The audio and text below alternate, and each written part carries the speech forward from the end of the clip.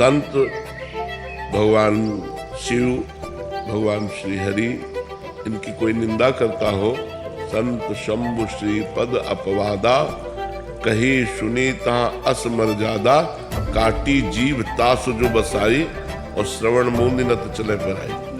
गुरुदेव भगवान, हमारी इच्छाएं ही हमारा दुख का कारण है, ये जानते हुए भी अपनी इच्छाएं खत्म नहीं कर पा रहा, हर रोज नई इच्छा।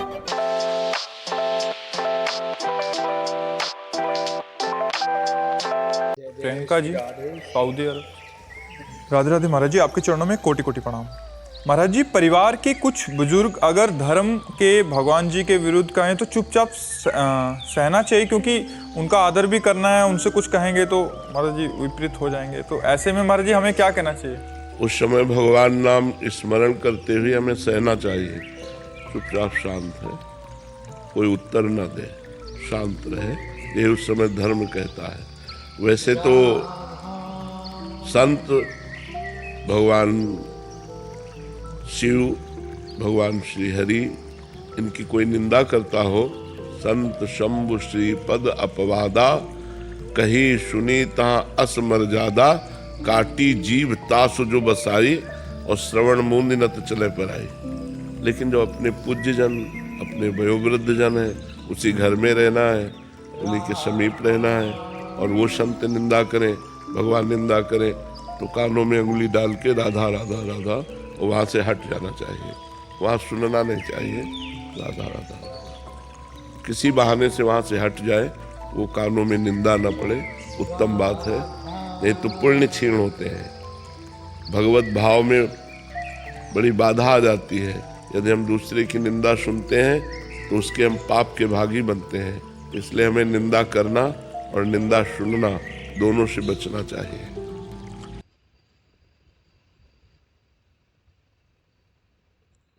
मुझे आप एक बात बताइए, जब आप किसी से प्रेम करते हैं, जैसे कि हम कह लें अपने माँ बाप से, अपने माँ से या पिताजी से, एक कोई लड़का हो या लड़की कोई भी, तो क्या हम उनके बारे में कुछ गलत सुनना स्वीकार करेंगे, या फिर उनकी बार बार निंदा सुनना, मतलब कोई उनकी बुराई करे, बार बार बुराई करे, वो अच्छे हैं फिर भी, तो हम सहन कर पाएंगे? बताइए। पर हम सहन कब करेंगे? मैं तुमको बताता हूँ कि जब हमारी डिपेंडेंसी उन पर ज़्यादा होगी। मतलब ये कहने का है कि जब जो है हम उन पे जो भी बुराई करने वाला है या फिर उनकी जो निंदा करना है, हम उस पर निर्भर ज़्यादा हैं। निर्भरता मतलब किसी भी चीज़ की निर्भरता या फिर किसी भी तरह की निर्भरता। हम उसे पैसे की बोल सकते हैं, रहने की बोल सकते हैं, या फिर जीवन साथी की बोल सकते हैं, या फिर क्या है प्रेम की बोल सकते हैं, या फिर कोई भी दिखावे, कोई भी चीज़ ऐसी निर्भरता हमारे उनसे करनी पड़ी है जो हमें अपना स्वार्थ पूरा करने लगी पड़ी है, जिससे हम अपना स्वार्थ पूरा कर सकें। तो क्या है, हम उनकी जो हमारे या हमारे प्रिय के प्रति जो हमारी उनकी जो है हमारे प्रिय के प्रति जो भी भाव होंगे, बुरे भाव होंगे, फिर उनको अच्छा बुरा कहेंगे, हम उसको जो है सुन लेते हैं। तो क्योंकि हमारे उनसे निर्भरता बनी हुई है, हम उन पर निर्भर है, किसी भी चीज़ के लिए, किसी भी इंसान के लिए, कोई भी चीज़ के लिए हम उन पर निर्भर है। तो ये मुख्य कारण होता है किसी की बात को सुनना। अगर तुम खुद सोचो अपने आप में, एक बात बताओ कि जब तुम किसी चीज़ के लिए किसी पे निर्भर नहीं हो, कोई भी छोटी चीज़ है, तब तुम उसके एक भी वर्ड सुन पाओगे? अपनी बात कर दो, क्या है जब हमारे व्यवहार तुम क्या है, जब हमसे कोई बोले, हमारे लिए बुरा बोले तो ठीक है, कोई वो नहीं है, कोई बार बार हमारे लिए निंदा करे, वो भी हम जानते हैं कि वो ऐसा नहीं है, तो बुरा कहीं ना कहीं बुराई आदत में कहीं मतलब झड़ जाता है, तो हम उसको कैसे सुन लें? जब हम उस पर निर्भर नहीं है तो आपको सुना नहीं जाएगा, पर हम जब किसी पे निर्भर हैं तो हमें उसकी सुननी पड़ेगी। अगर हम निर्भर नहीं हुए तो हम उसको नकार देने चले ऐसा कुछ नहीं, एक दो बात के लिए हम इस चीज़ के लिए बहस भी करते हैं। तो समझ रहे हो ना, जब हमारी निर्भरता किस चीज़ पे बनी रहती है तो हम उसकी सब चीज़ों को सुनते हैं, उसकी बुराई को भी सुनते हैं, सब चीज़ों। हमें अनिर्भर बनना है, हमें निर्भरता हटानी है, हमें निर्भरता उससे हटानी होगी। अब मैं आगे क्या बोलूँगा, कैसे निर्भर होने के लिए, मतलब ये तो मतलब समझदार होने के लिए तो काफ़ी है, इतनी तो क्षमता है सोचने की, आप सोचिए निर्भरता हमें उनसे हटानी होगी। कैसे हटानी होगी? कोई भी चीज़ जो भी हमें उनसे चाहिए, हम उसके लिए दूसरों पर जो भी हमें चाहिए हम दूसरों पर निर्भर ना रहें, और वो हम कार्य अपने लिए स्वयं करें, जो चीज़ हमें दूसरों को मिल रही है वो हम अपने लिए अर्जित स्वयं करें। तो ये सब चीज़ें हम खुद करेंगे तो हमारी निर्भरता हटेगी, और जब हमारी निर्भरता हटेगी फिर जब हमसे कोई बोलेगा, हमारे बारे में बोलेगा, हमें कोई चिंता नहीं, हम उसको और कोई भी मतलब दूसरों जैसे जो हमारा प्रिय है उससे बार बार बोलते हैं, कई बार बोलते कोई दिक्कत नहीं, पर जब ज़्यादा हो जाए तो बहुत ज़्यादा हो जाए, क्योंकि इतना वो ना हो जाए कि दूसरा हम पर हावी हो जाए, वो हमको मतलब समझ ही ले छोटा के ये तो ऐसे दम गए हैं कुछ नहीं, तो हमें अंदर से रोज का जवाब देना चाहिए, उसको बताना चाहिए और देखना। और ये सब जब होगा जब हमें अपनी डिपेंडेंसी उनसे हटाएंगे, तो डिपेंडेंसी हटाने का वो आप देखिए कैसे करना है। तो डिपेंडेंसी हटाइए जिससे हम दूसरे की बातें ना सुन सकें, अपने ऊपर छोड़िए पर अपने प्रिय के प्रति ना सुने। हाँ बहुत ज़्यादा बहुत छोटे मोटे में होते हैं, थोड़ा चलता है कोई नहीं, पर जब कुछ ज़्यादा आ जाए मतलब अच्छे तरीके से करने लगे फिर भी हम सुने तो हमारे लिए शायद अच्छा नहीं होगा, हमारा भी भाव। तो ठीक है, बढ़ने के लिए प्रश्न की ओर आइए। अखिल गर्ग जी बठिंडा से। श्री हरिवंश महाराज जी, गुरुदेव कौन हमारी इच्छाएं ही हमारा दुख का कारण है, ये जानते हुए भी अपनी इच्छाएं खत्म नहीं कर पा रहा, हर रोज नई इच्छा आ जाती है। उसका विभाग कर दे, इच्छाएं हम खत्म नहीं कर पा रहे तो उसका विभाग कर दे, एक गलत इच्छा और एक सही इच्छा। हम उन इच्छाओं का त्याग करें जो इच्छाएं हमारे धर्म के विरुद्ध है, हम उन इच्छाओं का पोषण करें जो धर्म के अनुकूल है। हमारा मन हमारा साथी बने, तो उससे एकदम विरोध करके आप नहीं चल सकते, उसको अनुकूल बनाना पड़ेगा, प्यार से, दुलार से, डांट के, तीनों से। वो कह रहा है वो चीज नहीं, वो अधर्म है, तो ये चीज दे दो, हाँ ये हम चीज दे देते हैं, प्रयास करके मन की बात पूरी कर दे, तो मन आपका सहयोग देने लगेगा, मन आपके धीरे धीरे अधीन होने लगेगा। एकदम कोई ऐसा बलवान नहीं पैदा हुआ जो मन को परास्त कर दे, कोई नहीं पैदा हुआ, धीरे धीरे उसको धीरे धीरे क्रम से उसको वश में किया जाता है। कुछ उसकी मांगे पूरी की जाती हैं और कुछ उसकी मांगे रद्द की जाती है कि नहीं तुम्हारी ये मांग पूरी नहीं करेंगे, धर्म विरुद्ध आचरण कदापि नहीं। ऐसे चला जाता है, परमार्थ में जो चला जाता है, अध्यात्म में जो चला जाता है, उसको इच्छाओं के दो विभाग कर दिए जाते हैं, एक सद इच्छा और एक असद इच्छा, एक गलत इच्छा, एक अच्छी इच्छा। अच्छी इच्छा देखो तुमको यहाँ बैठा ले, मैंने नहीं तो इच्छा प्रकट की, चलो आज वृंदावन चलते हैं, एकांतिक में बैठते हैं चल करके। गलत इच्छाओं का हम त्याग करें और सद इच्छाओं का पोषण करें। इच्छाओं का नाश नहीं होना, इच्छा तो बनी ही रहेगी, एक इच्छा तो ये बनी रहेगी भगवान मिले, इच्छा तो हमें बना के रखना है, लेकिन गलत इच्छाओं का हमें नाश कर देना है, अच्छी इच्छाओं को हमें पोषण करना है। इच्छा रहित तब हो जाता है जब भगवान मिल जाते हैं, फिर कोई इच्छा नहीं रहती, फिर कोई इच्छा नहीं रहती। सकल कामना ही मुझे राम भगत रसलीन, जो भगवान के प्रेम में डूबे हुए होते हैं उनको कोई इच्छा नहीं होती, भगवान के मिलन की भी नहीं होती, क्योंकि हर समय भगवान छाए रहते हैं, उसके दिमाग में, उसके मन में, उसके बुद्धि में भगवान छाए रहते हैं। क्या होता है कि हमारे जो है अतीत से लेके भविष्य का जो समय होता है वो हमारा एक सेतु, एक ब्रिज होता है, एक पुल होता है इच्छाओं का। जैसे कि मैं आपको सिंपल भाषा, इच्छाओं का पुल होता है जिसे हम जाते हैं और अपना जीवन व्यतीत करते हैं। पर मतलब एक जो आपको बात बताता हूँ, जैसे मानिए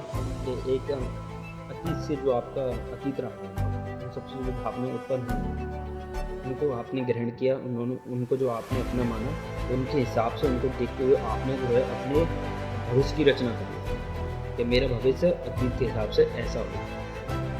ठीक है, उसके लिए आप अपना कार्य कर, आपकी जो मन में इच्छाएं होंगी वो अतीत को लेते हुए भविष्य के लिए होंगी। तो एक बात बताइए मुझे कि जैसे कि आप ये एक पुल बनता है, एक ब्रिज होता है, अब आप अतीत की इच्छाओं को लेते हुए भविष्य की ओर बढ़ रहे हैं, जाते जा रहे हैं, पर आपको एक पुल के बीच में तो देखते हैं कि बहुत सुंदर जो है झरना है, बहुत सुंदर झरना है, प्रकृति के फूल है, वहाँ अच्छी हवा चल रही है, सूर्य की रोशनी आ रही है, जो दृश्य देखने में बहुत अच्छा सुंदर लगता है। तो आप क्या करेंगे, इस ब्रिज को जो है आप जा रहे हैं उसे देखेंगे, आप उसे देखेंगे और वहीं रुक जाएंगे, उसे देखते रहेंगे।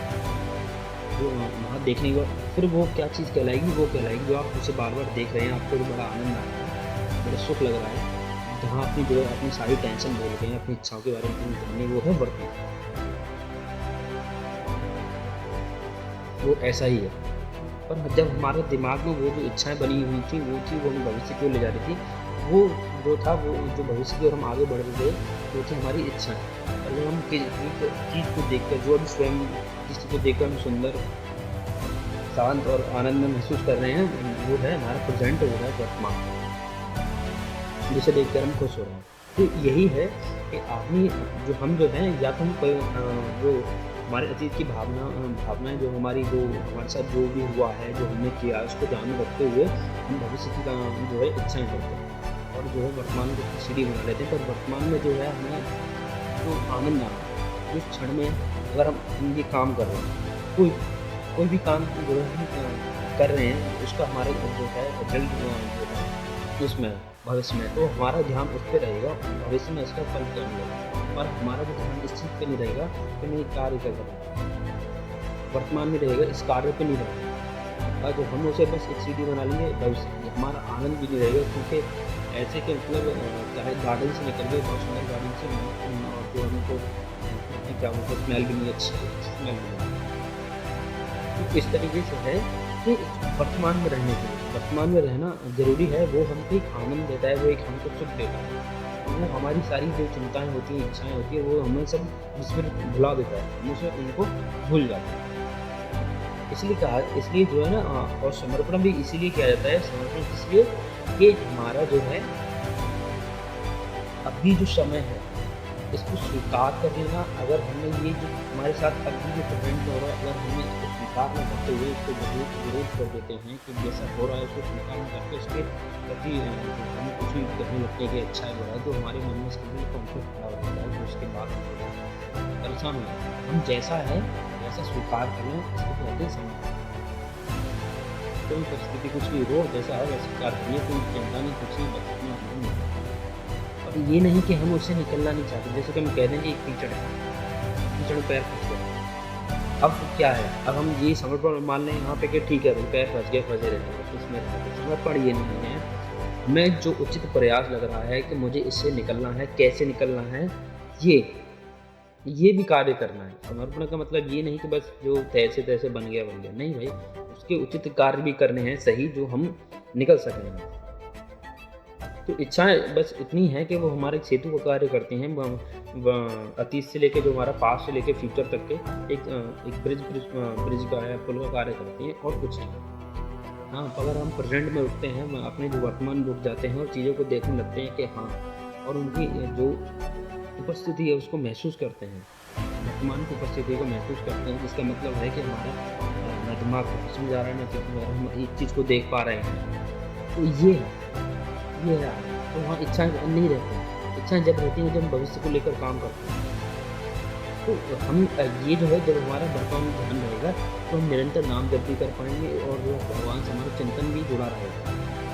जब हमारा वर्तमान में सारा जब ध्यान रहता है तो हमारा नाम जब अच्छी तरीके से हो पाता है। पर जब भविष्य के कामों में मन भागता है, सोने बहुत भागता है, और उससे जब भागे तो पूछो तो मैं कहाँ हूँ, जैसे वो पूछो कि मैं कहाँ हूँ, वापस वर्तमान में रहेगा। वर्तमान में रहेगा हमारा ध्यान उस कार्य पर होगा, उस कार्य और समय के लिए तो हम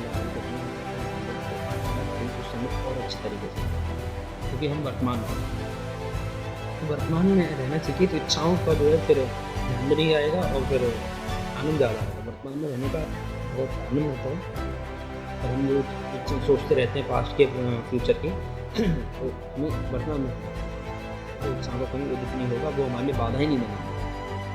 ठीक है, तो अभी जो है निरंतर नाम जप करेंगे और हम प्रयास करेंगे कि हम वर्तमान में रहें, और जब भी हमारा जो ध्यान कहीं भटकेगा या फिर याद आएगी, हम बाहर घूमेंगे, मैं कहाँ हूँ, मेरे अंदर क्या चल रहा है, इस सवाल पूछते हम वापस वर्तमान में आएंगे, और फिर दोबारा नाम जप स्टार्ट करेंगे। क्योंकि नाम जप जो है हमें हमारी चीज़ें प्रचार को, हमारी सोच को, और हमें क्या है, अध्यात्म हमको ये अंदर की चीज़ें सिखाता है। अध्यात्म हमें सोचना, करना, लड़ना, ये सब सिखाता है। ठीक है, इस चीज़ का ध्यान रखिए, और मिलते हैं अगली वीडियो में नए Q&A के साथ। बोलो राधा। Okay, let's go.